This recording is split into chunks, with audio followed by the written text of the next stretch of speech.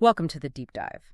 Today, we're jumping into a really specific source. That's right. We're looking at an excerpt from MCS Ezekiel chapter 5. And our mission really is to unpack this one piece of biblical text. We want to zero in on what's behind Ezekiel's, well, frankly, very unusual actions. Yeah, shocking even.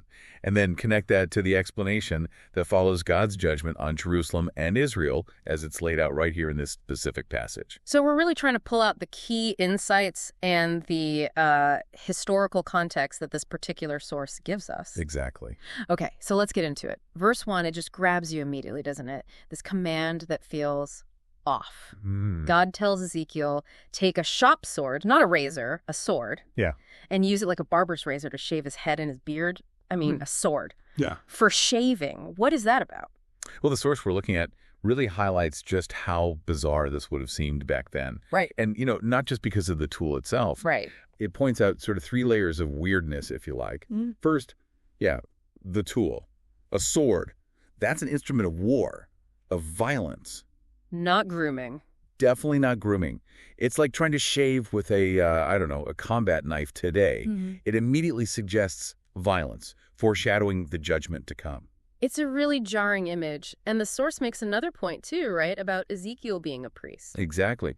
For a priest, shaving his head wasn't just unusual. It was actually a sign of shame, of mourning, maybe even uncleanness or judgment. It wasn't something they just did. So it's like he's taking on the shame of the people. Precisely. It defied everything expected of his role. It was a public act of identifying with the humiliation that was coming. Okay, and the third thing, the weighing. Yes. After he shaves it all off, he has to weigh the hair on scales.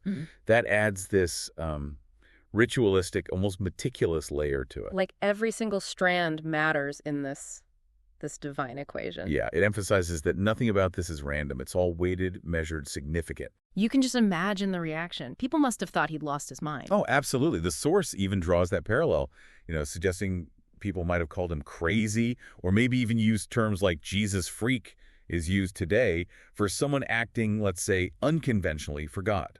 It's a good reminder, isn't it, that these kinds of misunderstood, dramatic actions for God aren't just a modern thing.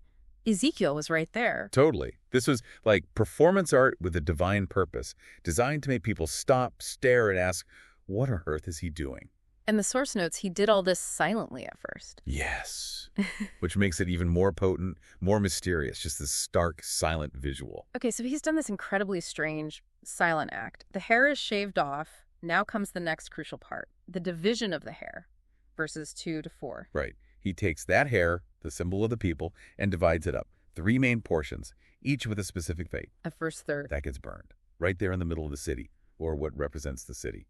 The source says this symbolizes those who would die inside Jerusalem during the siege. Consumed by the fire and chaos of the siege itself. Makes sense. Then the second third. That one he strikes with the sword around the city. Yeah, symbolizing those who would be killed by violence outside the city walls, maybe trying to flee, or caught in the fighting around Jerusalem. So death inside, death outside. It covers both scenarios. And the final third. Scattered to the wind. Scattered. Symbolizing exile, dispersion. But there's a chilling detail the source points out. God says he'll pursue them with a drawn sword even then. So even scattering isn't really an escape. Their troubles follow them. Exactly. So these 3 parts taken together, the source really emphasizes this point. God's judgment is shown to be total, complete. It reaches everyone everywhere, inside, outside, scattered abroad. No escape. It's a stark picture. But there's a slight twist. The source highlights this too.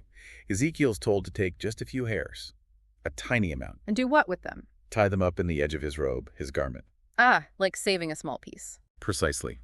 This symbolizes a remnant, a small group that God would preserve, set aside from the main judgment. Okay, so there is some hope woven in here, even if it's small. A glimmer, yes. But the source adds another layer to that remnant part, which is fascinating. Oh. Even from that tiny portion tucked away in his robe, he's told to take some of those hairs and throw them into the fire too. Wait, even from the saved remnant, some are still burned. That's what the text indicates, and the source emphasizes it. It suggests that even being part of the preserved group doesn't guarantee smooth sailing or perfect faithfulness. Some from the remnant might still face hardship, or perhaps turn away. Wow. That really qualifies the idea of the remnant, doesn't it? It's not a simple saved category. Okay, so he's done the action. divided the hair. People must be utterly bewildered. Absolutely. The silence is broken, and the question hanging in the air is why? And that's verse 5. God finally speaks and explains what this whole shocking display actually means. Yes, and this is where the source helps provide that crucial context. God starts by reminding them of Jerusalem's position. In the middle of the nations. Right. Set there deliberately, intended to be a central example, a beacon to everyone around them, showing what it meant to follow God. But they weren't that example, were they? Far from it. And that's the core reason for the judgment. As God lays it out here, according to the source, Israel rebelled.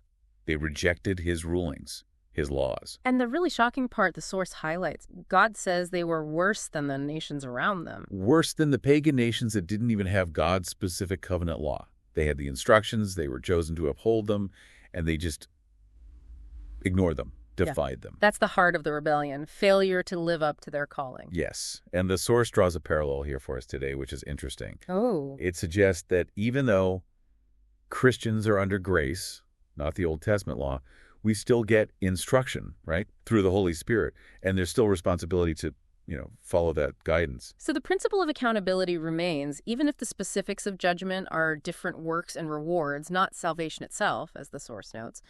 Exactly. It's about responding to the light you've been given. And verse 7 adds this really sharp point the source picks up on. Yes. They didn't even manage to live up to the standards of the surrounding pagan nations. Wow. Not just failing God's standards, but failing even basic societal ones of the time. Apparently so. Which, again, the source kind of parallels to today, suggesting sometimes those professing faith might not even meet general societal standards of decency, let alone God's higher call. Sobering thought. It really is. It paints a picture of deep moral failure. And God's response in verses 8 and 9 feels very personal and direct. It does. I, too, am against you. Yes, I. It's emphatic. He says he'll execute judgments right there among them, where all the other nations can see. Making an example of them, but in a negative way, because they failed to be the positive one. Precisely. And he says, because of their disgusting practices, he's going to do something unprecedented, something never done before and never to be repeated. Which just underscores how severe and unique this judgment is presented as being. Yeah, and that leads into some of the most graphic and frankly difficult verses in the chapter 10 through 12, detailing the actual reality of this judgment. Verse 10 is, it's horrific. Extreme famine leading to cannibalism. Parents eating children, children eating parents. It's almost too much to take in. It depicts the absolute rock bottom of desperation, a complete breakdown of society and humanity caused by the siege and starvation. And the source points out, those who survive even that horror are then scattered into exile. Yeah. Survival doesn't mean restoration, not immediately anyway. And the text, as the source emphasizes, makes it crystal clear. Yeah. This isn't just bad luck or the result of war. This is from God. So what was the final straw? Beyond the general rebellion, verse 11 seems to pinpoint something specific, doesn't it? The source highlights this. It does. You defiled my sanctuary with all your detestable things and disgusting practices. The sanctuary, the temple, the very heart of their worship, the place God's presence was meant to dwell. Defiling that sacred space was like the ultimate act of betrayal and contempt in this context. And again, the source draws that parallel for believers today.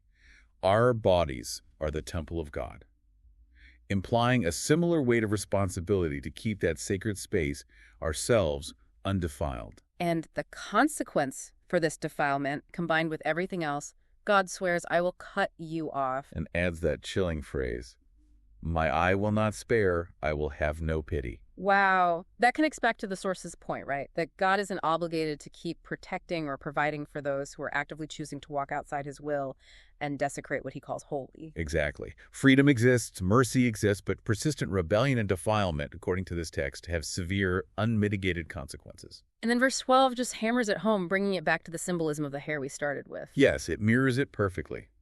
A third will die by plague or famine inside the city. Like the hair burned in the middle. Another third will fall by the sword around the city. Like the hair struck with the sword. And the final third will be scattered to the winds, pursued by the sword. Just like the scattered hair, it's a grim confirmation of that total judgment. No one is missed by one of these disasters. Pretty much. It covers all the bases.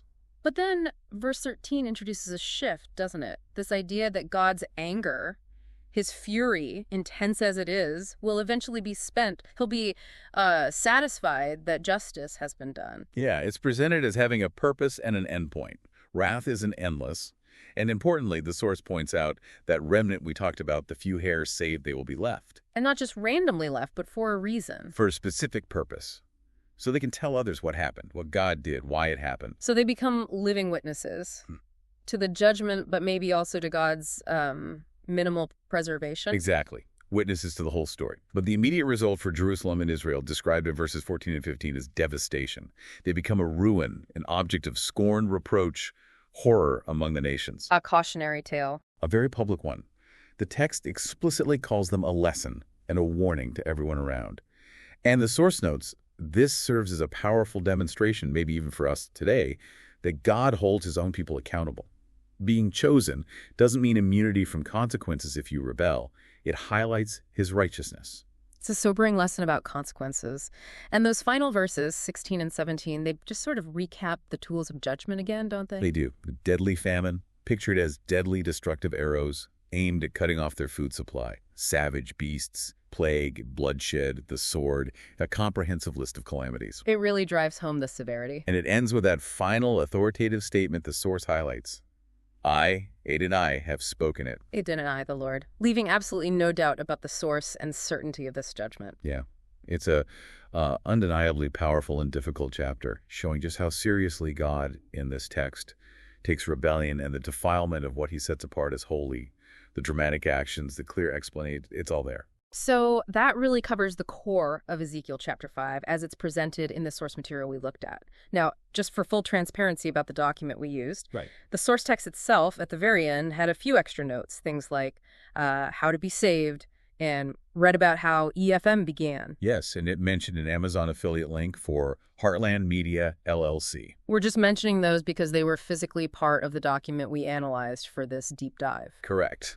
But our focus here, obviously, has been purely on unpacking the content of Ezekiel chapter 5 based on how this source interpreted and presented it. Absolutely. So if we were to sum up this deep dive, Ezekiel's really dramatic, quite strange actions were a powerful symbol, weren't they? Definitely. Symbolizing a truly severe judgment coming because of Israel's rebellion against God's laws and, crucially, their defilement of his sanctuary. Leading to these horrific consequences described so graphically. But there was also that threat of a remnant being preserved. A remnant preserved to testify, yes.